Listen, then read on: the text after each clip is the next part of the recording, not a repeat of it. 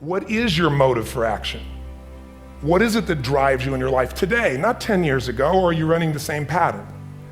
Because I believe that the invisible force of internal drive activated is the most important thing in the world. I'm here because I believe emotion is the force of life. All of us here have great minds. You know, most of us here have great minds, right?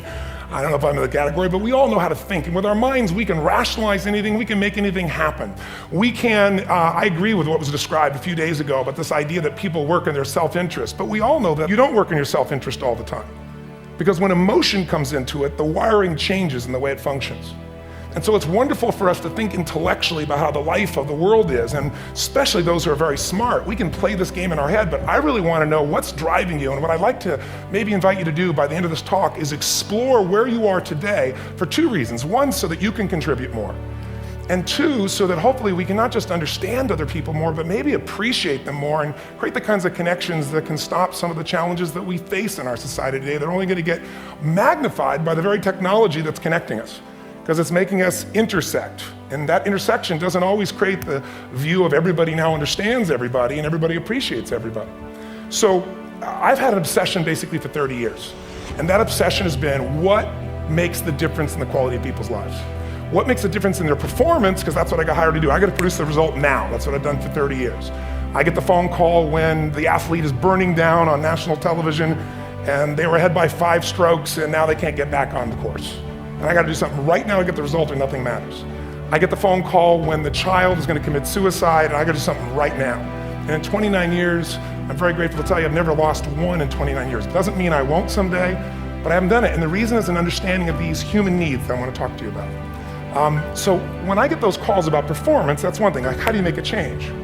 But also I'm looking to see what is it that's shaping that person's ability to contribute, to do something beyond themselves. So maybe the real question is, you know, I look at life and say there's 2 master lessons. One is there's the science of achievement, which almost everyone in this room has mastered to an amazing extent.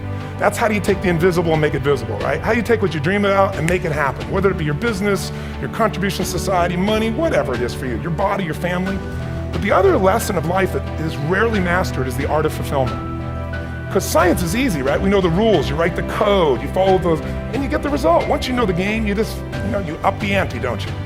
But when it comes to fulfillment, that's an art. And the reason is it's about appreciation and it's about contribution. You can only feel so much by yourself. So I've had an interesting laboratory to try to answer the question of the real question, which is what's the difference in somebody's life if you look at somebody like those people that you've given everything to, like all the resources they say they need. You gave them not a $100 computer, you gave them the best computer. You gave them love, you gave them joy, you were there to comfort them. And those people very often, and you know some of them I'm sure, end up the rest of their life with all this love, education, money, and background, spending their life going in and out of rehab. And then you meet people that have been through ultimate pain, psychologically, sexually, spiritually, emotionally abused, and not always, but often they become some of the people that contribute the most to society. So the question we got to ask ourselves really is, what is it? What is it that shapes us? And we live in a therapy culture. Most of us don't do that, but the culture is a therapy culture. And what I mean by that is the mindset that we are our past. And everybody in this room, you wouldn't be in this room if you bought that theory, but most of society thinks biography is destiny. The past equals the future. And of course it does if you live there.